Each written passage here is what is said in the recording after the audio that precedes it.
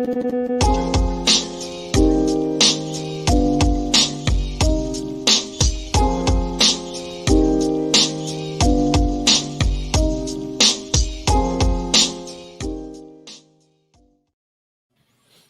right, we are live, and it appears we are actually live on Rumble. So Rumble's working today. That's a good start. Rumble's going to be overwhelmed when Tucker comes on Rumble in a month or so. It brings us 30 million viewers to Rumble. With it'll be like Russell Brand will be on Rumble, and then Tucker will be on Rumble. Glenn Greenwald, Crowder will be on Rumble. It's just going to be Rumble Stillskin. I mean, this thing's going to blow up. I don't know where he's going to go other than Rumble. I mean, in theory, in case anybody hasn't heard, sometimes, between me and Eric, I haven't spoken to him since the Friday show. So we don't talk as often over the weekend, but unless I talked to you, did I talk to you? No. Yeah, you did a little bit. I don't know. Right. But you were going shopping, you were doing something or other. But the reality of it is we have to cover the news as it explodes. So before we get into Madeleine Duncan Brown, which we will, we just wanted to address the Tucker thing because it just happened. So it would be bad for us not to address it. And the question is, where is Tucker going to go? I put up a thing on Twitter yesterday, which seemed to grow some legs about Trump and Tucker as VP, and I called it TNT. It's dynamite TNT, and in one move Trump could have a successor and what I call impeachment insurance. Plus I would pay any amount of money to watch Tucker debate Kamala Harris on a stage. So it's like three things if he decides to go for the VP. It's one of these things that would be a slam dunk. And then I added on a little later on, an hour later, about RFK Jr. being the Attorney General, following in his father's footsteps, because this quixotic quest to get the Democratic nomination is absurd. I mean, let's face it. God bless the guy. I hope he gets on a debate stage now that they've canceled debates. The Democratic primary debates have been canceled. Where does he go? Where does Robert F. Kennedy Jr. go with his caravan of issues, many of which a lot of us support? So, does he just keep going on YouTube? Does he go on people's shows? Does he go on Tucker's show? Yes, he did. Well, that's gone. Where does he go now to get his message out? Question: were the debates canceled before or as Biden announced his running for No, it was 2 days ago they canceled the debates. Okay, so it was primed up so he could announce yesterday, same day as Tucker leaving Fox, right, which overshadowed Biden because it was kind of like, oh, he is? Oh, okay. Well, they're more concerned with Don Lemon, the crotch grabber, Blind Lemon Jefferson, the crotch grabber, who apparently was fired or is suing he was CNN. Fired. He was fired. Right, but he's suing CNN now. He's lawyering up. I understand that Tucker has retained an entertainment attorney and litigator. So I don't know what the status of his $10 million a year contract, which I think was relatively recent, like 2 years ago, right? When they created Fox Nation. That's all he's getting? God, that's cheap. I think that like Maddow and Lemon and them were getting like 20 or $30 million.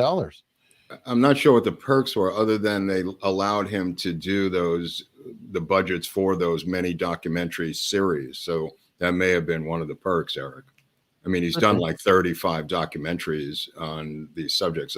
That might have been the budgets as opposed to the extra $10 million. So I don't know. I don't know the context of his deal, but to be unceremoniously acts like that without a reason, he does have a case. Yeah, I have no idea. It was a good day for Don Lemon, though, because if you don't want to be humiliated, have somebody much bigger and more important leave the network the same day. So people will be like, Don, what? Now, when did Don leave? Was it before Chris Cuomo or after? You can already see that in 2 years. Well, let's use the Chris Cuomo model. What did he do? The funny thing about Chris is he got fired for standing up and hooking up his brother, which the network encouraged him to do when his brother was, the new hot thing during COVID. But as soon as he had his other problems, not COVID, with females, then, oh, Cuomo. Yeah, Chris, got to go. Sorry. It's amazing how many problems females are causing. Don Lemon, female. They're saying a female at Tucker, a female at Cuomo, a female at the other Cuomo. At what point are these females held to account? Where you have to do something formally, you have to file a grievance with the HR department, or you have to file a grievance with the police department. Something. I mean, these charges go back years. Not to mention the Trump case that's starting today. He didn't show up, of the woman who said he raped her in the Tryon department at Bloomingdale's. Of course, we didn't say that word. We'll say the R word. Oh, the R word. He worded her many years ago in the Tryon room at Bloomingdale's, which is, of course, his MO. He's done this with hundreds of women. Bloomingdale's, Kmart. Well, coincidentally, back to New York, statute of limitations completely ran out, but then they had a new law that was taken into effect. Them and what was it, California? So that way, Romeo and Juliet, you could sue on 40, 50, 60-year-old movies. But it's only in this little niche, not for everything else. Just this one little niche where powerful executives or powerful actresses can take on a Charlie Rose or Garrison Keillor or any number of cats who have disappeared from the face of the earth. I'd love to do a documentary of all the deplatformed people and give them their day in the sun in one documentary. Like, what's your story? What have you been doing? Where are you now? That kind of a thing. But that's a subject for another day.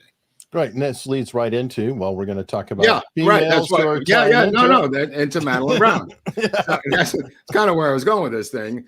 Madeleine Duncan Brown. I always thought, and I've never really drilled down until recently, I always thought she was kind of trampy, kind of hoary, kind of slutty, but that came from the LBJ opposition of her media. And once you start to examine in her book, her claims and her story, you get an entirely different picture, ladies, of Madeleine Duncan Brown. And I, for one, I mean, while I thought, she was not like Oswald's girlfriend, I thought that many of her claims were fallacious regarding LBJ. But that being said, when you begin to drill down, you begin to see a lot of truth in what she was saying and writing about in her book, Texas in the Morning, which is a saying she says from LBJ, who would get up in the morning and say, I love Texas in the morning after getting out of bed with her, which is where the phrase comes from. Anyway, so I think this is her at like 19 or 18 years of age. Comes from a well-to-do background, not a chick, a girl who I thought was from the other side of the tracks. That was the impression that was given out in numerous articles over the years. This was a woman that he had a relationship with from 1948 to 1967, almost 20 years. Just pretty long, even for a guy who has gone through so many. He apparently had some feelings towards her. And well, the odd thing about it is her unending love for this man. It's almost pathological. He can never do wrong by her, and to his death and her death, she claimed that she loved him madly. He was the love of her life. Now, she does marry a soda jerk. She does marry a soda jerk who she went to high school with, who was also the love of her life, which is this guy, James Brown. Not to be confused with the singer. James Glenn Brown was a soda jerk who served on the Nimitz. He was fighting in World War II, and I think he got what they call battle fatigue back then, but now called PTSD. He ends up in a vet hospital. He marries her right out of high school, but then goes and fights in the South Pacific aboard I think the USS Nimitz, if I'm not wrong. And then he gets battle fatigue and alcoholism and ends up in a mental institution. She divorces him in 1955, but she gets has one kid with him, but he's paranoid schizophrenic and the marriage is estranged for many years. Legally, she gets divorced in 1955. But it's done way before that, according to her, for what it's worth. Now, this is her paramour at the time, who actually looked a bit like of a 40s movie star. Yeah, no. That's why I said to you, there are photos. You're right, Eric. You're right. There are photos of now. Keep in mind, he's 6'5", 6'4". He has power. He has access to money. He lives large. He's a big politician, well connected. He's a ladies' man, and according to all of these women, very, very aggressive sexually. Now, according to her, she says that he would tie her up and whip her and use pearls in some capacity that she doesn't. She's very, very expressive in the book as to their sex life. I won't get into it here, but she is not prudish about her explaining what they did together over many, many years of having a sex life. Wow. Well, the book is on Locals, folks. Well, no, but it's only for the paying members of Locals. That is correct, but it is there. Every salacious detail. And the book PDF is out of print, and it's about $390 on book sources. So the PDF that I put up with Eric's help is on Locals for Locals members, which is about $5 a month. It's not going to break you. In fact, you could join for a year and still make out $200 with the book. So it is a very, very interesting book. What part of the takeaway from the book is she knows everyone in Dallas and everyone knows her in Dallas. This is not a lie or an exaggeration. She is a high power, again, going against what I had heard. She's a powerful media executive at a company called Glenn Advertising in Dallas as a media buyer. And she's tied into LBJ's TV station in Austin. And she works through a guy named Kellum, who is the guy who runs the station for LBJ, the one station that's in Lady Bird's name out of Austin that becomes the only station, and it's kept that way by chicanery by LBJ and his handlers to avoid any competition in Austin, Texas, despite the population rules of how many stations you're supposed to have based on population, or some FCC metric involved in that they should have had 2 or 3 stations, but only had the one for many, many years. And you people from Austin who were born there know what I'm talking about, having the one station there. I forget the name of it. It's KBT something, or it's KBDC. And she works with this guy, Kellum, to buy advertising and deal with advertising. So they would have a bunch of parties. And in 1948, they had a party at the Adolphus Hotel in Dallas. And she is then introduced. It's the party that they're having, by the way. They have parties as a TV station. But the party that she meets him at is a party celebrating his 1948 election to the Senate. And these parties, landslide, his landslide. Yes, these parties go on for months. And these cats at the party are like George Brown from Brown and Root, the Brown brothers, later becomes Halliburton, later becomes run by Dick Cheney. All of these guys are at these parties, including Sid Richardson, who dies in 1959. Clint Murkison is there, and later on we'll discuss the party at Clint Murkison's house. By the way, his seamstress, who was an Irish woman that we're going to talk about later, May Newman, pronounces it Murchison, and she worked for them for 32 years and worked for his first wife, who went by the name Murchison. She went by the name as Clint's last name, and she pronounces it as Murchison.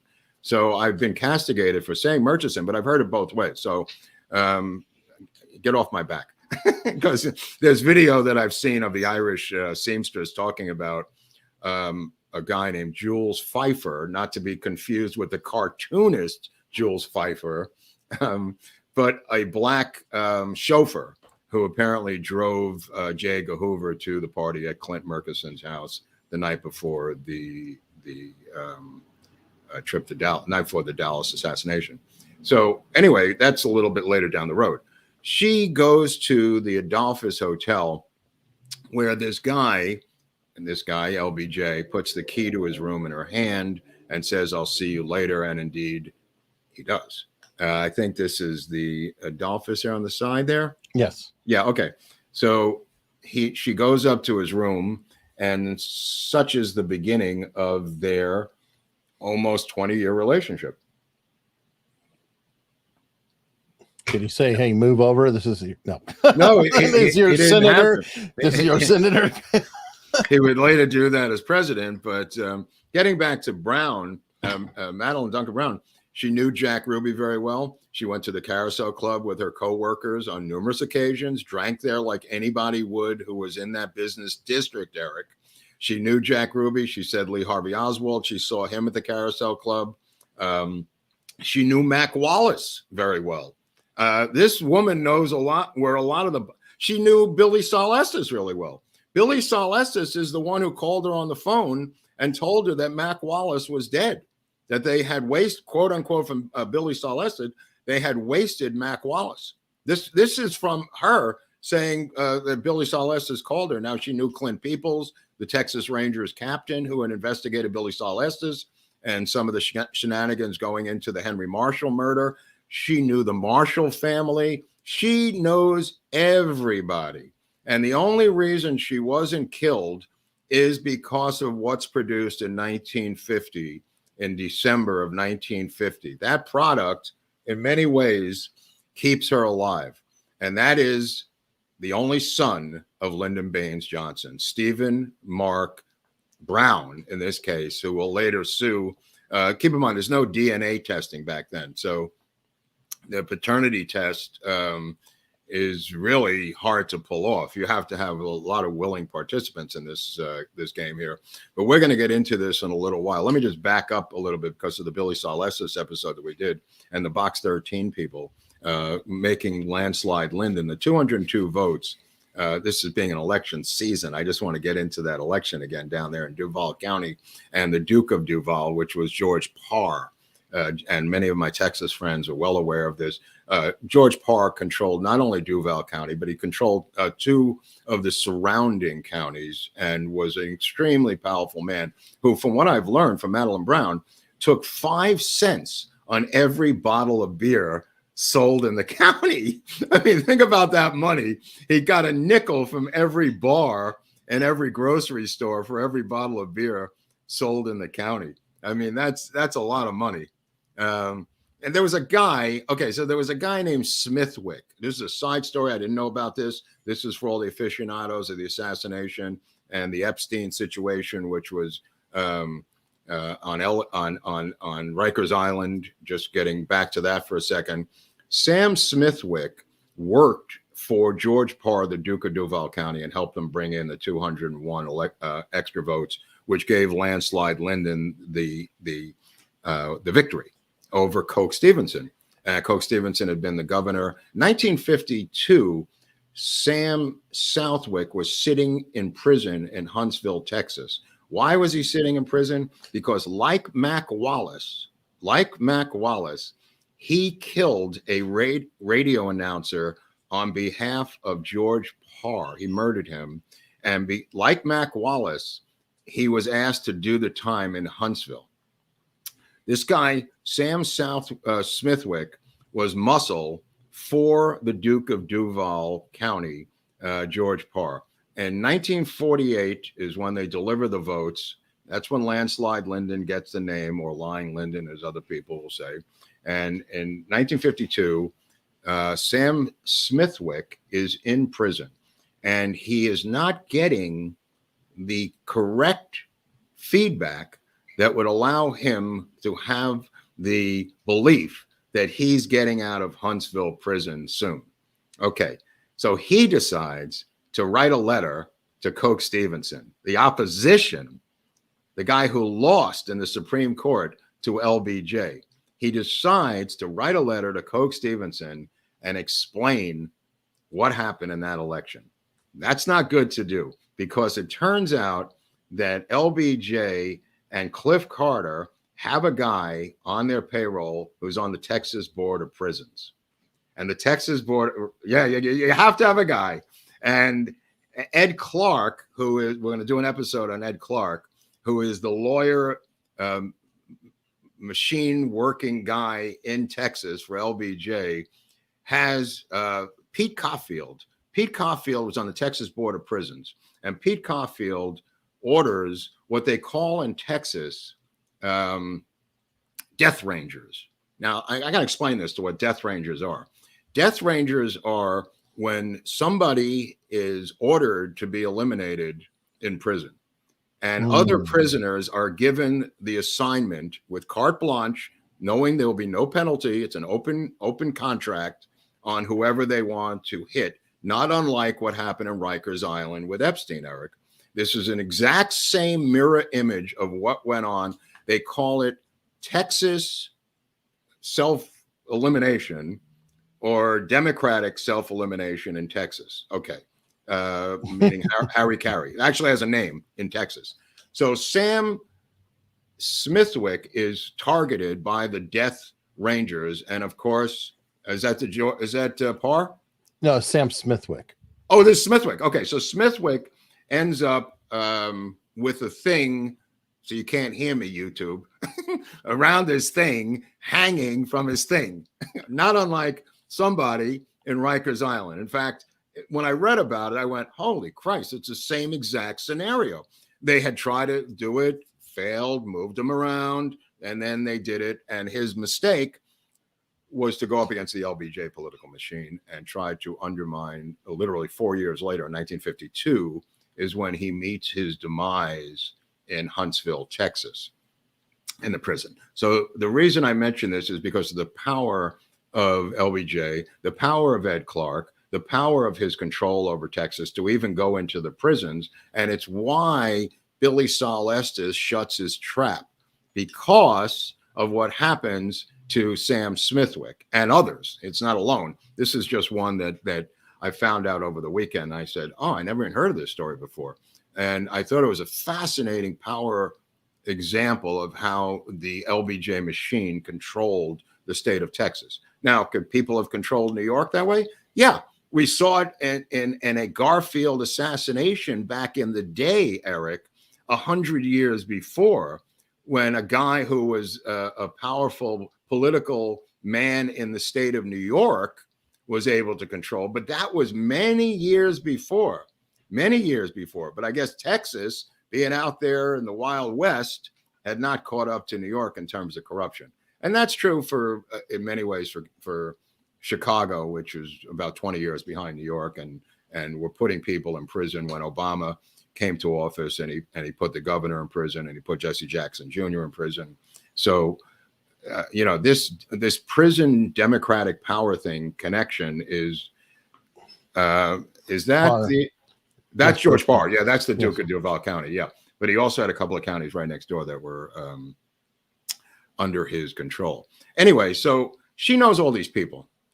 Madeleine Brown. She knows them. She parties. She goes around. She's in the media. She goes to these media events. She goes to these social events. She goes to all of these events. Why? Because she works for a big advertising agency out of Dallas. And that, I wasn't aware of how much of her story is so true and makes sense now to me. I mean, put it this way. John Kinzer, the golf pro, who was having sex with Josepha Johnson and Mac Wallace's lesbian wife, taught her how to play golf.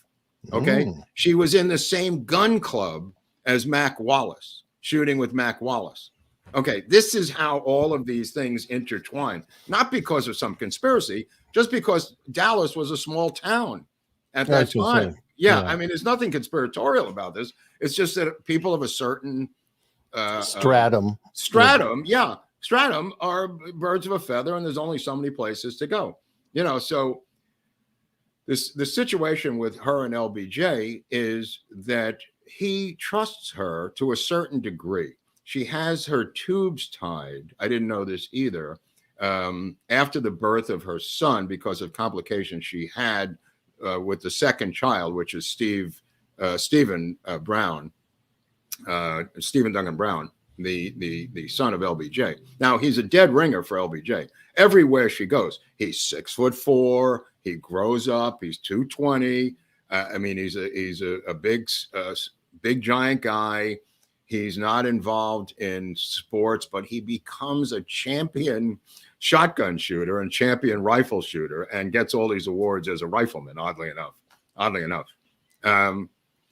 interestingly enough, Madeleine Brown and her friends, who were all part of this gun club, said that they all believed, and some of them were in Dallas during the time of the shooting, they believed the first shot came from the roof of the county records building. The second shot came from the grassy knoll.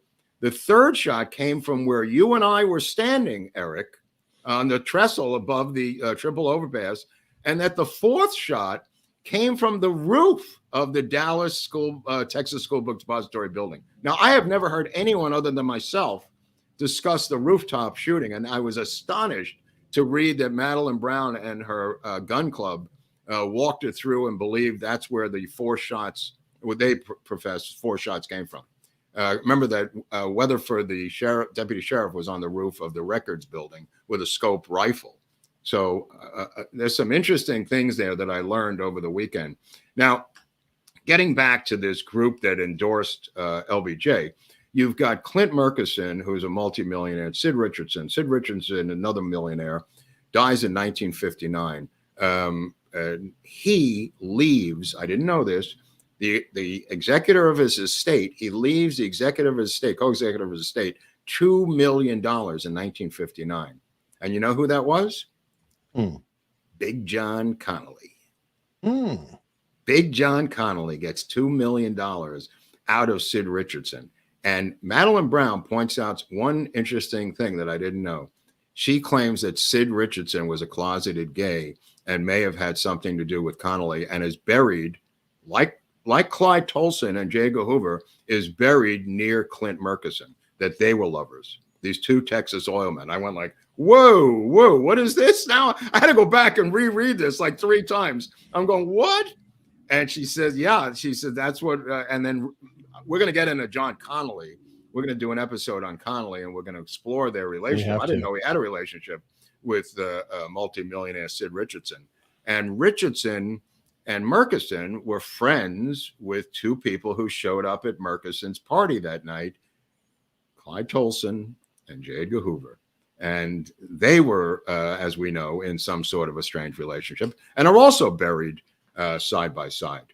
So, again, you can't make this up. This is just all new to me. To this John Connolly? That's why I sent you that photo, because there are photos that I'm now looking at between, don't forget, LBJ had many homosexuals surrounding him that he browbeat and had power over, including Walter Jenkins, possibly Jack Valenti, and many others. From what we've seen. We also saw the gay underworld in New Orleans when we explored those episodes, including Clay Shaw and David Ferry and some of the other ones, Perry, Russo. Look at this. I mean, I'm looking at these now last night, and I'm going, what am I stumbling into here? What world is this? It's a dear old relationship. Well, he helped him steal the election down there in Duval County.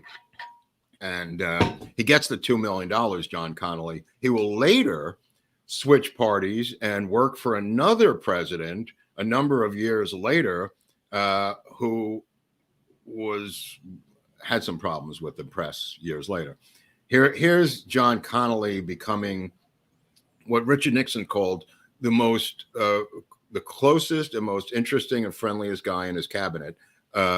It's become Secretary of the Treasury, and Nixon and Connolly developed a special relationship. I don't know what that relationship was, other than Connolly being an extremely conservative Democrat in a state that the Democrats were moving more to the right, and well, is that part of what they try to say, the Southern flip or switch or whatever that they? Yes. And he's an example of the flip. I mean, he flips. He becomes Secretary of the Treasury, and the Republican becomes a Republican, and then runs for president as a Republican, Connolly, which we're going to get into that in the Connolly episode. But yeah, I mean, Brown knew Jack Ruby well. Everyone knew Jack Ruby. He was involved in so many things. But she says something of interest. Like 5 days before the assassination, Jack Ruby already had the motorcade map and was in his club laughing about it and showing everyone the motorcade route. And she asked him where he got it, and he just cackled that he had friends, right? It's kind of weird. I mean, she says some very interesting things.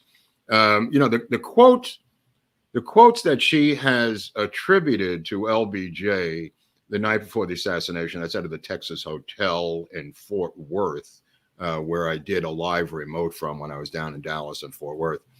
She said, after tomorrow, the goddamn Kennedys will never embarrass me again. That's not a threat, it's a promise. Okay, we know that quote. We know that she was the originator of that quote because it was between the two of them. What I didn't know is he said, now I'm off to go party. And where does she say he goes to party? This is from the Murchison party the night before, right? This is not from the hotel. This is from the Murchison party dialogue. He leaves the Murchison party and he goes to Pat Kirkwood's cellar, and the place that the Secret Service lost their guns and badges. She claims that LBJ went to the cellar, Pat Kirkwood's place, down in Fort Worth, after being at Murchison's. It was the Murchison house, I presume. It was brand new many years ago when they were first going there. And one of the people involved in this storyline that backs up Madeleine Brown is an Irish seamstress who worked for the Murchisons for over 30 years, and her name was Mary Newman. Now, Mary Newman said that the black chauffeur Jewel Pfeiffer went to the airport to pick up Hoover, and he was embittered that Hoover didn't tip him. He had to take Hoover back to the airport. Again, no tip. Hoover, no fan of black Americans, obviously. Maybe that was it. I'm not really sure. But she said, May Newman said also that all those people were at the party and that it was all the talk of the help. A lot of the scuttlebutt of who was at this party. John McCloy was at this party. Richard Nixon, who was there for the Pepsi-Cola bottling convention, was at the party. LBJ does a cameo at the party. People come and go at parties all the time. This attempt to put together a timeline of all these people at the party is kind of ridiculous, because not everybody stays 4 hours at a party, Eric, as you're well aware. People do hit and run. They go to parties. They go to the next party. They go to a club. They go to dinner. And that's apparently what was going on at the Murchisons that night. Yeah, I mean, that makes sense, because there are people trying to say, well, he was elsewhere at this point, and then he was elsewhere at this point, so it's not possible. It's like, well, right. That's a crock of shit. That's all a crock of shit. I don't know where he was, except that the help at the Murchisons all knew Hoover Bulldog was the code for Hoover. Bulldog was coming, and they knew. Look, you know if Nixon's at a party, it's not that you're looking at him all the time. There's a sense in a house the size of Shea Stadium. This house is the size of Yankee Stadium. There's people all over this house. You get this chatter saying, "Oh, Nixon's here." Really? Where? He's in there, in that room over there. Okay, did I see him? No. But you know who's at a party. Who's at this party? Alec Baldwin's at this party. Really? Where? Oh, Duck. He's in there. Sorry. Duck and cover.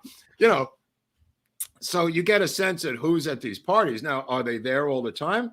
No, they come and go. And apparently LBJ left and went to, from what I understand, the cellar, Pat Kirkwood's place down in Fort Worth. Now, here's the thing, that there was another piece of breaking news, and we had breaking news last week with the Abraham Bolden story, which I am still can't believe what happened last week. In the Texas hotel, he calls her up from the Texas hotel. This is the morning in Fort Worth before they're about to go to Dallas for the motorcade. And he says, and this is new, I never heard this before.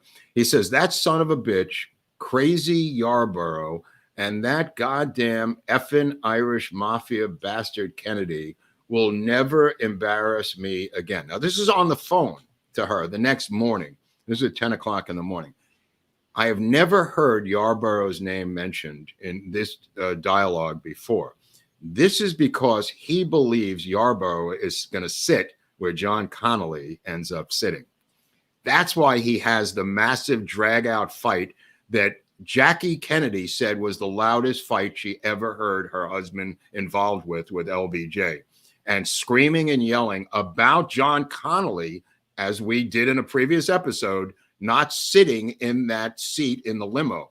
And here, that morning, LBJ says, crazy Yarborough, that son of a bitch, crazy Yarborough, will never embarrass me again. Now, why Yarborough? He ends up sitting next to him in his car because Yarborough was supposed to be sitting where John Connolly was sitting and get shot in the back from somebody on the roof of the Texas School Book Depository, straight down into the back, out of his chest, into his wrist, into his thigh, like John Connolly, who yelled, "They're gonna kill us all. They're gonna kill us all." Not he's gonna kill us all, not somebody shooting at us. They are gonna kill us all. And that was the famous quote by John Connolly as bullets rained down upon the limousine, according to the Secret Service agent sitting next to Greer in the front seat of the limo. Bullets rained down. Okay, getting away from that for a second, this quote from LBJ to her is similar to the one he says the night before. And it's clearly on his mind, and it's clearly something he tells her twice, but with slight alterations. Amazing. I'm sure that LBJ was upset that his friend might be caught in the crossfire. Yeah, here they went to LA. This is kind of weird. When they're in the Navy, they got leave for a week or two in the Navy before or after he got his Silver Star for being shot at in a plane over off the coast of Australia. Here they went to a professional photographer on Hollywood Boulevard right over here with those uniforms and had a series of photos made in their naval attire from a professional photo studio, which I always got a kick out of, that they would have the presence of mind in the middle of World War II. People are dying, getting blown to smithereens, but these two rat bastards are going to Hollywood on leave to get these photos made professionally. By the way, Madeleine Brown also believes Mac Wallace was the one who shot at General Walker and not Oswald. And she had information that Mac Wallace was the shooter. And she believed that Mac Wallace, when she saw him at the Elm Gun Club, I forget the name of the Winchester Elm Fork Gun Club, if you can remember that name. She saw Mac Wallace practicing with a .22 pistol at that target range. So I'm not sure where that came into play. But he will be the enforcer for many years for LBJ in terms of getting rid of people. All right. And this is Yarborough. Interesting. Yarborough, who said the gunfire came from the ground, from the front, who said, "I've been in battle. I know the smell of gunfire. It doesn't go down from a building. It was at ground level. It's not going to come down from the 6th floor to my nostrils sitting next to LBJ." Ralph Yarborough, who refused to capitulate to the Secret Service demands that the shots came from the School Book Depository, refused, said they came from the ground, they came from the front, and would not be intimidated by the Secret Service, as a matter of fact, despite many attempts. Wow, amazing. Yeah, so I mean, this is an entirely tied in group that is completely in bed with each other on so many different levels. You know, people say, well, how can they keep a secret? Well, they kept a lot of secrets up until then. This is not their first secret of keeping together as a group. You know what I mean? This 8F group and the oil people. Okay, so we cut to December, New Year's Eve, 1963. LBJ is already president, and she visits him at a hotel in San Antonio, Texas, the Granger, I think. I have that correct. I'm not familiar that well with San Antonio, but some people might be. She visits him, and she says in her book that everyone in Dallas believed that LBJ was involved in the assassination. So it's getting on her nerves, and she confronts him about it in the hotel room New Year's Eve after having sex with him, after being tied to a bed, after being whipped. There's a break in the action with a score 3-2, and there's timeout, and they go into their respective corners, and they have a conversation. So the conversation includes, were you involved in the assassination? He flips out, starts screaming and yelling, and he says it was those goddamn oil people and rogue elements of the intelligence units. This is his answer. He then explains Kennedy's plan to do away with the oil depletion allowance. This is to her. This is by her admission. The oil depletion allowance, Vietnam. And in this screaming match, he flips out, almost rips the door off the bathroom. I'm not really sure what the door of the bathroom had to do with this, but he was so angry that anybody would imply that he had anything to do with this. And he said he was aware of it, had nothing to do with it, though, and was the beneficiary of it, according to her. So it's very telling so far. You know what I mean? Yeah, very interesting. I know. This is all relatively new to me, too. I mean, a lot of this stuff, I remember she didn't come out until, I want to say, 88, onto the public stage. Now, what happens in 88, her son sues for $10.5 million the LBJ estate for a paternity suit, right? So she does the talk show circuit. And that's where her story begins to surface in 88 and 89, Eric. And she is immediately hammered into oblivion by the LBJ power machine. You know what I mean? And that's where I got the thing in my head that she was a slut and a tramp and a hooker and all this other stuff. I had no idea. There was no way to check in 1989 as to what her bona fides were. And that was implanted by them pushing back. Now, well, there's this guy apparently who has made a career out of. He's a deep state operative. Yeah, that's Hainsworth, another real scumbag. Hugh Hainsworth, another deep state operative, Mockingbird reporter. Anyway, and as does Mac from the Texas School Book Depository Museum. He's another one who he's in the article too. He's in that article. It's a collection. So Oh my God, it's an all-star team. They got to take over the museum, the building, everything else. And so this is interesting. She gets hooked up by Kellum. Kellum comes to see her, and Kellum, this is even before, there's a guy named Ragsdale, Jerome Ragsdale. I'm going to get into this right now. Jerome Ragsdale is one of LBJ's attorneys, and he comes to see her after she gives birth. This is a rare photo, very rare, of Jerome Ragsdale. He comes to her and says, LBJ is going to take care of you and the kid. Don't worry about anything. He's going to put together a slush fund or a fund for your child. And in fact, she's taken care of, by Ragsdale. Ragsdale, she has no husband. They don't know who to put down as the father. So on the birth certificate, they put her schizophrenic, PTSD, Veterans Hospital husband as the father, but that's not true. And he doesn't look anything like that kid, like that father.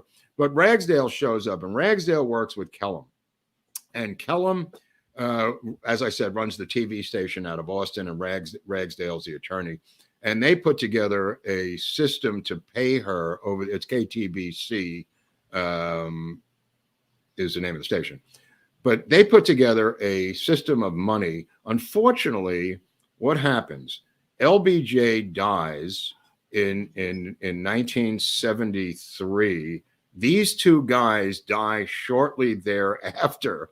The two guys, and she goes to the safety deposit box in the Murchison Bank building. She has the key to the safety deposit box, right? She goes to the key with the box, and the box is drilled out from behind. There's no box.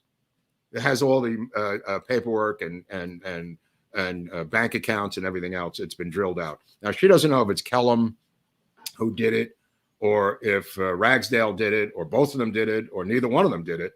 The fact of the matter is, she, with the death of Kellum and Ragsdale, and here's the letter. Yeah, there's a letter I found from Ragsdale to her, and we'll put this up on Locals after the show, saying that we're going to take care of you, and we're going to take care of your child. But after the death of Ragsdale and after the death of Kellum, she's in trouble. She's in trouble financially. And what happens? She almost gets killed. She's driving on the tollway across Dallas, and her car explodes. And turns out there's a pipe bomb, blew her exhaust system off, and her car is blown to smithereens. Okay. She escapes with her life. Wow. Mm-hmm. Because now I think this is Ed Clark. Now I think it's Ed Clark tightening up loose ends. So she gets a call that even Mac Wallace has been killed by Billy Saul Estes, who tells her this. Who kills Mac Wallace? We're not sure. But she now is broadsided with her son. With her son is broadsided in another car accident where she's totally disfigured, Eric. Her face is fractured in a million parts. Her son is almost dead. This is the same kid. This is Stephen Brown Johnson. She's almost killed. She wakes up. She's in a coma. Her face is completely fractured.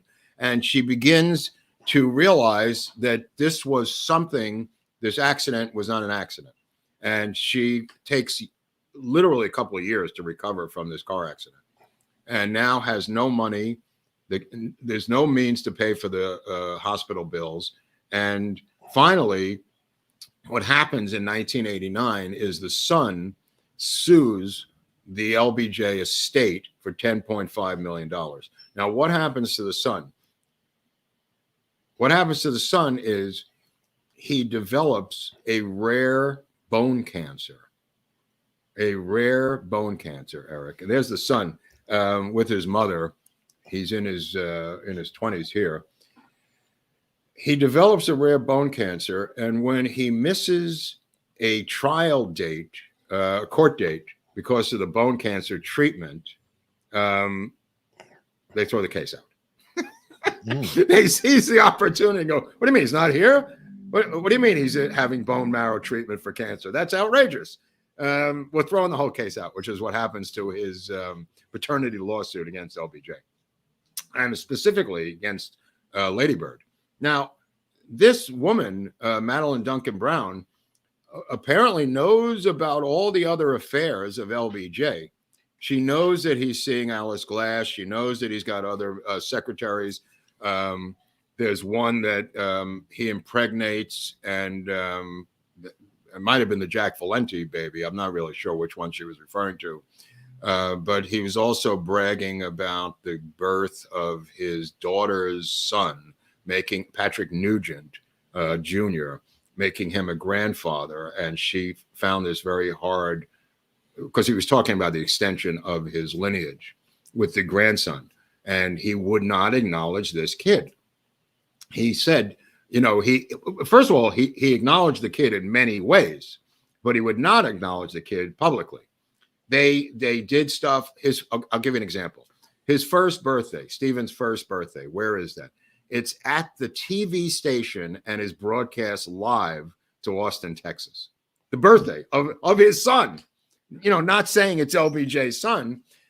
He then joins the Boy Scouts at the age of 5 or 7, and LBJ pays for the entire Boy Scout troop to go to Austin from Dallas, or Dallas to Austin, one or the other, as a troop. He pays for all that. He pays for the kids' birthdays. He pays for all this stuff, LBJ, and sends her flowers all the time and all this other stuff through Kellum, the station manager.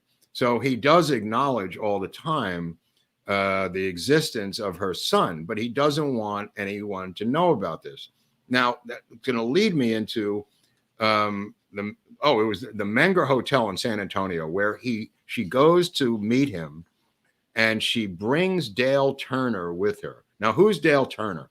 Dale Turner is her black nanny who's been taking care of the kids via Kellum for 10 years. The kids, Stephen is now, I presume, around 12, right? So this is now, he's vice president. This is 1961. So he's around 11 or 12, 61, 62. And she goes to meet him at the Menger Hotel in San Antonio. So he's 11, right? So they walk into the suite, and the black nanny maid comes with the 11-year-old, and LBJ and her lock eyes. And he says, "Get her out of here." And she says, "What?" He says, "Get rid of her." And she goes, "I can't get rid of her. She's been with me 11 years. LBJ is emphatic about getting rid of Dale Turner because she saw LBJ, the boy, and Madeleine Brown in the same suite at the Menger Hotel in San Antonio, Texas. So she says, "I can't get rid of her." I can't make this up. The next day, Dale Turner disappears and was never seen heard from, or got a letter from forever. 11 years, every day, with this kid, raising the kid as a nanny, was told to get rid of by LBJ, and never came back, and she never heard from her again for the rest of her life. So the word is that, you know, this woman might have met a bad ending because of LBJ. Now, keep in mind, there's a guy, a governor, I think his name was Alan Shriver, is a Democratic governor from Texas. He believed and accused Lyndon Johnson personally. Is this Shriver, the governor? Yeah. He accused Lyndon Johnson of being involved in the death of Sam Smithwick in Huntsville, to his face. Yeah, so very interesting. This is two gun Al, I guess, in that photo. But yeah, so anyway, so this woman, Dale Turner, disappears in 1961, a month before Josepha Johnson, LBJ's sister, dies under mysterious circumstances as well. So LBJ may have been cleaning up a lot of the loose ends in 1961 as vice president, because he's got coming up shortly, as you know, the Billy Silas scandal, the Bobby Baker scandal, the death of the Department of Agriculture guy, Henry Marshall. So there's a lot of stuff happening on the horizon. I think he was cleaning up some loose ends. Crazy. So anyway, this Madeleine Brown, who's had her tubes tied, continues to have sex with Johnson up until 1967, you know, where he's had a heart attack. He's about to die. He's had the massive heart attack. She continues to stand by her man and will not. She must have been madly in love with him. I've never seen anything like this, because in the book and in public and in interviews, she discusses his involvement in the Kennedy assassination and his social foibles, but says, but I still loved him madly. I mean, it's kind of crazy, but I guess it's possible. I don't know. Maybe she hated Kennedy and she agreed with it. Yeah, I don't know. I don't really understand the relationship that they had, unless she was just, she was 19 when she hooked up with him initially, and maybe it was just mad, crazy love. I mean, look, John Gotti had a wife. John Gotti's wife loved him, right? Al Capone had a wife. I mean, so sure, somebody for everybody. There's somebody for everybody, and there are people who turn. Isn't there like a Real Housewives of the Mob? Isn't that a show? It's possible. I mean, there's Real Housewives different places, and one of the Real Housewives, I think, is actually locked up. Just right. Yeah. So anyway, yeah. So she knew a doctor, Dr. Jack Barnett, who was Ruby's doctor and was her doctor, Dallas doctor, pretty well-to-do doctor. And he claimed that he didn't believe what Ruby told him, that he had been infected or sprayed with poisonous gas. This is a couple of weeks before Ruby died. Ruby claimed to have been sprayed or injected with poisonous gas. And they just said, well, that's a nutty thing to say. And then Ruby was dead. So I don't really know what the deal is with that, but we do know that there was another doctor that Jolly Juice showed up and injected him with something. So maybe, this was an attempt by Ruby to explain something. But even Ruby had gone public with the LBJ statement from the prison in Dallas, a jail cell. So when she asked him at the hotel on New Year's Eve, which I think might have been the Driscoll in Austin, she asked him if he was involved. This was the response he gave, this long-winded story blaming the oil guys and intelligence, rogue intelligence operatives. Could be. I don't know. He says he was aware of it, but benefited from it, couldn't stop it, had nothing to do with it. And that's been the story by a lot of even conspiracy people like Oliver Stone, who believe that he, knew about it, covered it up, was the beneficiary, but was not involved in the planning. I mean, that's convenient. Yeah, I mean, hey, something's going to happen. You just hide out for a month at your place, or you fly over to Europe. He's the Three Monkeys, right? Well, she was also tight with H.L. Hunt and that crew over there. So Ruby and Hunt mingled together, and they played cards together. Everybody apparently played cards together. Hunt was an addictive gambler who loved to play cards, and he would play with Richardson and Murchison like $100 a hand or $500 a hand or some crazy amount. But she said H.L. Hunt always dressed like a bum and drove beat up cars. So he is one of those rich eccentrics from the South. Right. She was given a phony husband named C.G. West, Charles West, by Kellum. And this guy posed as her husband until he self-deleted himself for reasons I'm not privy to at this time. But at the Murchison's house, you had Hoover, Tolson, Nixon, H.L. Hunt, George Brown, and I love that photo. That was my favorite photo of H.L. Hunt, like doing magic tricks, which he did do. He was a big magic guy. I always wonder if this was one of his, sorcerer type, I'm going to make you disappear photos. Yeah, he might have helped somebody disappear. I know. So, oh my. So what ultimately happened with her after 70s and on?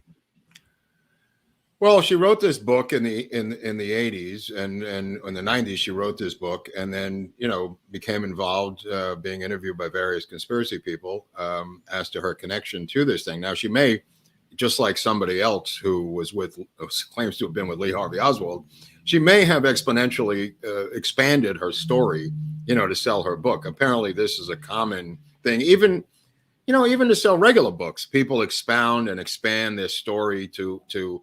Were you with that guy? Yes, I was there with John Gotti at that time. I was, what I mean? And there's no way to prove one way or another that she was with him or not with him. But he was in town. Oh yeah, I saw him. Yeah. So it seems that by most rational people, and this is involved, that she had a long-term relationship with LBJ. I think that's fairly well established. As to all these other things, I don't know. I don't know. She may have stumbled into something. She obviously knew more than people originally gave her credit for. Let me just put it that way. I mean, for an affair for 20 years to last, she claims that Hoover, for LBJ to become vice president, Hoover, threatened LBJ with revealing that his son was born out of wedlock and was with Madeleine Brown. That's what she says LBJ told her. And why would he use this on LBJ? They were friends. Okay, what he wanted was for him to pressure the Kennedys to extend the mandatory retirement age so he wouldn't be forced out by the Kennedys. Now, to his credit, or not credit, LBJ does this when he becomes president. He turns 65 and he extends it for Hoover to stay on. And she claims that he threatened him with revealing the out of wedlock child if he didn't do his bidding, that he held this over LBJ's head. Could be. Well, there's one more thing I saw in the book, but the person whom she felt LBJ reminded her of. I don't know if you got into that, but oh yeah, what was that? Sandow. Yes. What was, dude? That was ridiculous. She considered apparently that this was her Sandow, and she called him Sandow. Yeah, was the like this Greek god looking figure of the late 1800s, started bodybuilding and all that. So that was LBJ in her mind. Well, we know that he had jumbo. Okay, let's give him some credit where credit is due. He's operating. He's 6'4". He's got jumbo. He's got a lot of women. And his famous quote, I had more women who fell off the table than JFK ever had in his life. So he would belittle JFK's sexual proclivities by boosting his own. So I don't know, true or not. Even in our own series, we have stumbled onto the Douglas affair with the congresswoman from Hollywood. We Alice Glass. I mean, we've explored a number of these LBJ or the ladies of LBJ, right, Eric? Hell, you knew one. Which one? Oh, yeah. She told Yes, you. that's right. Kind of like that's right. Yeah. Wow. she implied to you that. Yes. Oh, that is weird. I forgot about her. Yeah. Move over. This is your president, honey. Yeah. But Doris Kearns Goodwin. Yeah. Very interesting. But yeah, so this is another addition to our series on the ladies of LBJ.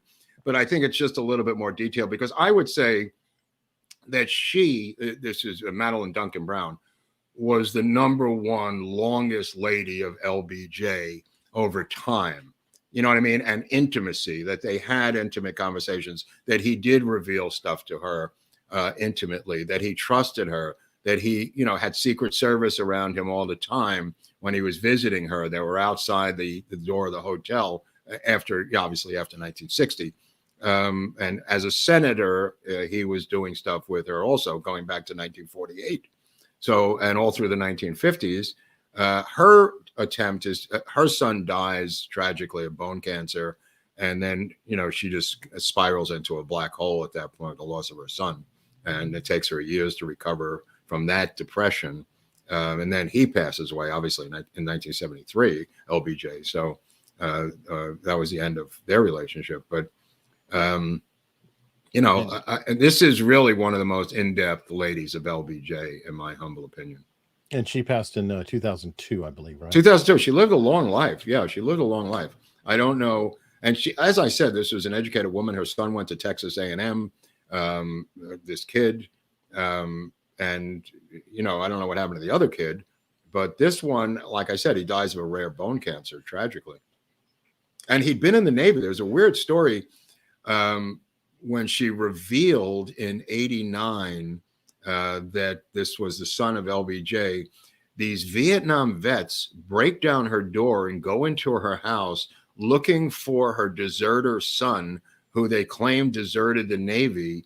And when in reality, he had gotten a discharge, totally paperwork was there. And some group of 4 or 5 or 6 Vietnam vets came in and broke her door down looking for her deserter son. Very weird story. It made no sense whatsoever. They said they had a warrant for his arrest and that they were MPs, but they were clearly Vietnam vets. I never really understood that whole story. Wow, craziness. Yeah, and he was in Bethesda Naval Hospital, the same place they did the Kennedy autopsy, by the way. Okay, well, it's a little bit more craziness all the time, maybe. Yeah, I wanted to get this story out because of the ladies of LBJ and to go into more detail as to how they interacted. And also, when I got into the Billy Saul Estes stuff, it opened the door to some of this Mac Wallace involvement, and also, this story about Sam Smithwick that kind of fell between the cracks of how LBJ operated even in prison. Not unlike some other people may have operated with people in prison here, doing things to them in Rikers Island. So yeah, and there was even a picture of her with Billy Saul late in life. So I think they knew each other. Oh, yeah. No. They were very close. They were very close. There's no doubt about that. There's photos of them together. They spoke to each other. There's an interview. They were friends. They were definitely friends. Well, awesome. Speaking of friends, though, we have some super chats that came in. And Don Davis agrees with you. Tucker Carlson, make America good again. Right, but I'm saying it's Trump and Tucker, TNT. Can anybody? Nobody seems to. Well, he's not stealing it. He's helping. Oh, he's no. No, hey. No. I know, but I'm just saying it's a great bumper sticker. TNT 24. That's my new branding. The TNT 24. And if Robert Kennedy is Attorney General, what sweet karmic justice. To run the Justice Department is not anything to poo-poo for someone like himself. No. He's a lawyer. He's a righteous dude. Mm-hmm. I am not kidding about that Attorney General thing. I mean, they'll never do it because he would go after them. Mm-hmm. But when he can be appointed into it, he doesn't have to get elected into it. That's right. That's right. I mean, who is going to deny the son of the father who ran the Justice Department? It's a no-brainer. It's a no-brainer. I think when the dust settles, we might see that happen. Hopefully. Could be interesting. Yeah. Did anyone ever compare bullets from Tippit and Oswald and Jack Ruby? Yes. I mean, don't forget, you've got automatic slugs that are in Tippett. They're placed there. They have the Oswald wallet is at the Tippett scene. I don't know if they match the Ruby Oswald bullets, but that was an automatic revolver, not automatic weapon, as reported by the Dallas detectives at the scene of the Tippett murder. And Ruby's was this snub nose 38 police special. Right. Okay.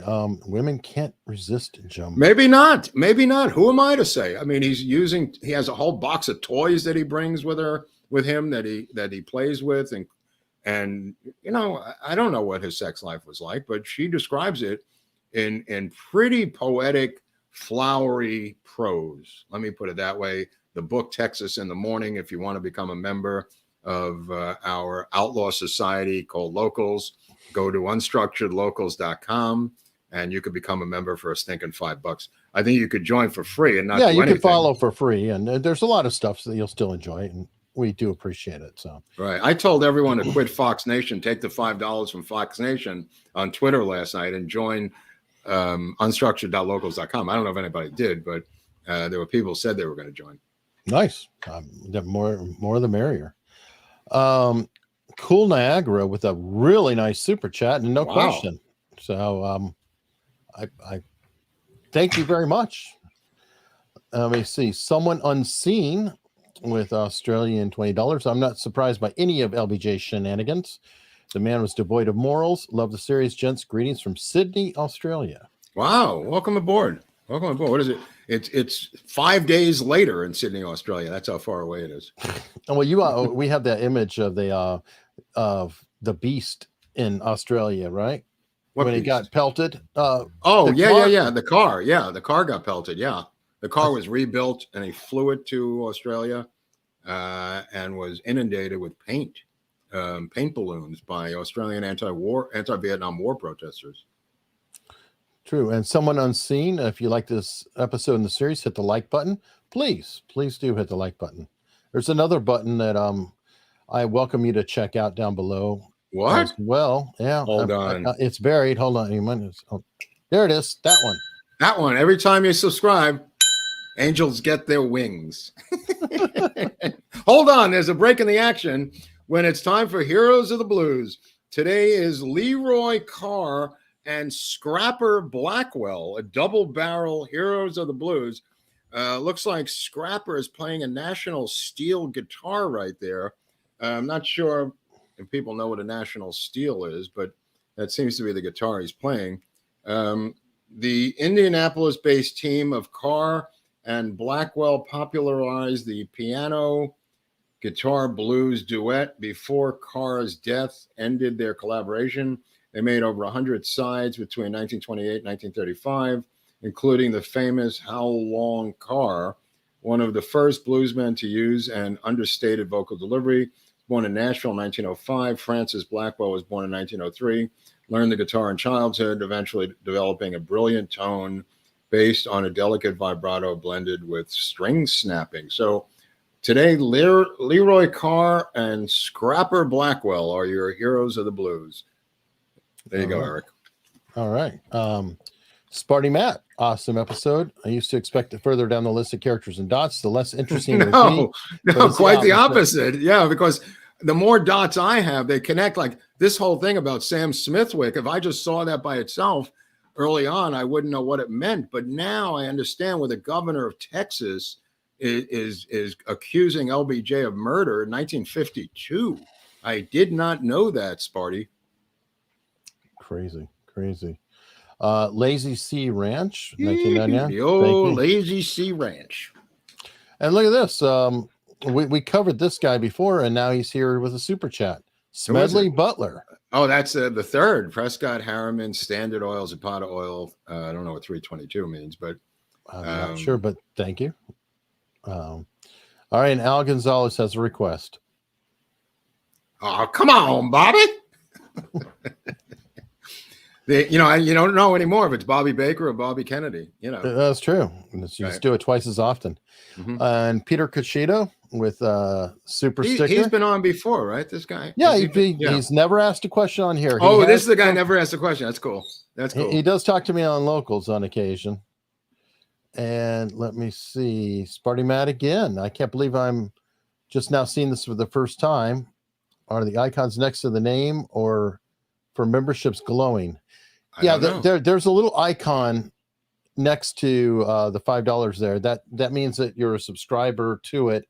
And in YouTube, there are little agents because the CIA has infiltrated our chat. So all members have different levels of little Secret Service or CIA agent. He's not even kidding. Who knows what's going on? Yeah, Late that's right. as usual. Holbrook, you got to get it together, Holbrook. This is becoming a thing with you. Whoever Holbrook is. Good point. Anyway, so just pointing out what Eric was saying about the PDF of the books. These books are out of print copies that I supplied the locals membership from my collection. And I don't know how many there are at this point, but there are screenplays in there. There are PDFs of books that some of these books are hundreds of dollars. And believe me, I have to print out the PDFs so I can put them into a binder to read them. I'd much rather have the money to buy the books, but they're so pricey. Like I was showing Eric, the Texas in the Morning was how much, Eric? I don't know. It fluctuates, right. 160, 200. I don't know. So I try to use the PDFs wherever possible. So anyways, you're free to use them if you join locals. Absolutely. You can download them, play with them, pass them on to your friends, make a hat out of them, whatever you want to do. Yeah. Let me see. I got Pasha who sent a tip. He did another Hero of the Blues, but I'm having problems getting that to come up. Okay. He's doing his own. But that's a cool thing. We have a private chat in local, so there's memes that go in there. But problem is when I do it, it's going to crash the microphone. So right. There's trouble. Definitely trouble. But everybody, check that out. Check it out. Check it out. Tony we don't know. Bug. You got another guy? Go ahead. I'm sorry. Oh yeah, I've got sorry. a handful here. No, Tony Bug sent a $5 tip. What? Jay Egger and Murchison went to the Hotel de Charo in La Jolla, California, for the race season at Del Mar for many years. They were very close. That is true. Huron Trader sent a tip and says it keeps getting deeper. I know. This is crazy. I mean, years ago I got into this, and I got into it because I wrote an LBJ script. And have to now look back at a lot of my notes when I got into this thing. This is from, I want to say 6 years ago, before we had the channel. But now even I'm finding out stuff. The relationship between Connolly and Sid Richardson is really fascinating to me. I didn't know he got $2 million out of the Richardson estate. That's kind of what put Connolly. It may have separated Connolly from LBJ. He didn't need him anymore after 1960. Interesting. We're going to do an episode on Connolly in a couple of weeks. Awesome. I'm waiting for some books. If you want to send a donation on Venmo for the Connolly books, don't let me stop you. Who am I to stop? Who am I to stop you from sending me money for John Connolly books? Knock yourselves out. This is very, very true. Yeah. Speaking of money, Gary W sent a $5 tip saying, Gary, way to go. 322 refers to skull and bones. Okay. I didn't know that. Otto sent a tip saying he's a glowy. I'm not surprised. I think Otto harasses me on grill streams, and I think he definitely probably is a glowy. Not all glowies are bad people, Eric. No, I support glowies, especially when they pay me. Do you have those photos? I wanted to see if you have those photos of Mae Newman and the baby, Mae Newman, the seamstress. I don't know if you have that, or the baby picture of Johnson's kid, the boy picture, or no? I may. I just wanted to show the Irish seamstress who I really believed about the Murchison party. I don't know if I have her. Okay, but I do have him. I mean, there's different shots. I just didn't bring him. Like that's him as a teenager, right? But there's one where it's just a facial shot of him as a baby. It kind of looks like a baby LBJ. Or we'll find it on Locals. We'll put it up on Locals. Yeah, here's the What do you have there in your storage warehouse? Oh, that's hard to see. Yeah, but Well, that's the one. That's the one there on the right with the bow tie, Eric. That's one of them that looks a little close. All right. Well, we'll It's see. in there, There's a there. couple. There's a couple where he looks just like LBJ. It's just scary. But I think that's why LBJ. Yeah, that one I kind of looks. Oh, yeah. If you scroll down, you'll see LBJ, right? Yeah. If you scroll down a little further. Well, up is LBJ's Up, right I there. meant up. There's Right. LBJ, Yeah, okay. and that's All right. him. Right. Okay. Brother. Yeah. Just to emphasize that again. Sure. Got thrown out. BCF, very heavy tip here. Thank you very much. On mysterious deaths, like of just random people. I like that. Oh, you mean like from oh, like your friend's book, Richard Belzer? Yeah, we kind of are doing that. We're doing it. As We it are goes. doing it. Yeah. Yeah. I mean, it would be hard to do because each of those deaths, are complicated deaths. I mean, even the death of Mac Wallace, again, another Texas self-deletion, quote unquote, was ruled a Texas self-deletion. It turns out that Wallace's car outside of Houston, Texas, was driven off the road. Again, single car accident. Wallace's hands had scars on them from, apparently, according to Clint Peoples of the Texas Rangers, of handcuffs on his corpse. And the car was taken away and squished into a box in a auto demolition yard. So don't they always have carbon monoxide somehow tied into? Yeah. Well, Wallace, unfortunately, Wallace didn't, because Wallace was the guy who used to do that. So he just had the handcuffs. Wallace, God knows how he ended his life. They put him behind the wheel of the car with handcuffs. He got nervous. He didn't want to quit. He wanted to make sure he was in for the ride. So he handcuffed himself. I'm sure. And then he put the hose into his own mouth. Oh, by the way, there's a 4-part series on Showtime, docuseries called Spectre about Phil Spector, which I highly recommend. I watched it this past weekend about the trial, the murder of Lena Clarkson, and really well done, high budget reenactments, incredible footage of Phil Spector in the courtroom, LAPD trying the case after failing with Robert Blake and OJ. They said, we got to get this guy. And but the whole life of Phil Spector is in this 4-part docuseries on Showtime. Highly recommended. Very interesting. Yeah. Oh, wait, got a tip here. I don't know what it is. Every time I hear "Come on, Bobby," I feel the need to tip. Oh, come on, Bobby. Come on. And then Basil Beshkov. Let's go, Brandon. Did you see how Alec Baldwin was handing the shotgun to someone on day one of the new Rust shoot in Montana? Then there was 5 guys trying to get him on a horse today. Well, look, at least it's an improvement. Yeah. Because if it did go off, he would be the one taking it. So because it was pointed at him. Right. So I'll just take that as a win. But I'm saying here after everything else about handling the gun with the gun wrangler and the AD, he's handing a shotgun butt first to another extra on the movie himself. Right. Wow. Let me see. Carl Burkhalter, in 1570s, first governor and lieutenant governor of Nuevo Leon, were burned for being Jews. It borders Texas. What? Next generation were on the Rio Grande before New Amsterdam, Chicago behind, not Texas. How about I think the 11th vice president of the United States was Dallas, who founded Dallas, Texas. I didn't know that Dallas goes that far back as a city, and vice president of Dallas.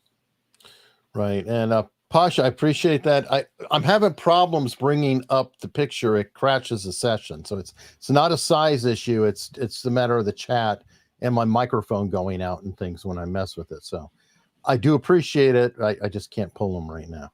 Okay. That's your final answer. Well, it's like, I don't want them to have to keep tipping and it's I can't handle it. Let me see. Okay, the Canadian Owl sent a tip. Mark, you brought up John Lennon, Jose Sanchez Perdomo was chief of police during Cuban presidents Carlos Prio's regime. Perdomo went into exile after Fidel Castro took power and was recruited by the CIA. Working from CIA Miami station in the early 60s, he recruited most of the members of Operation 40.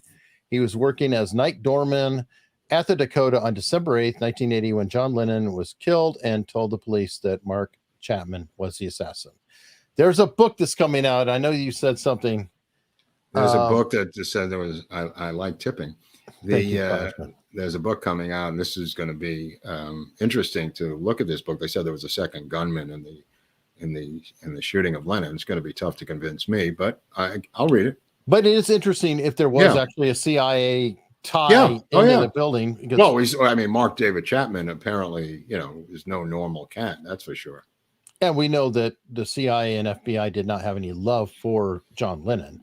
Watch the documentary, United States versus John Lennon, if you want to see an interesting documentary, how they were trying to get him out of the United States.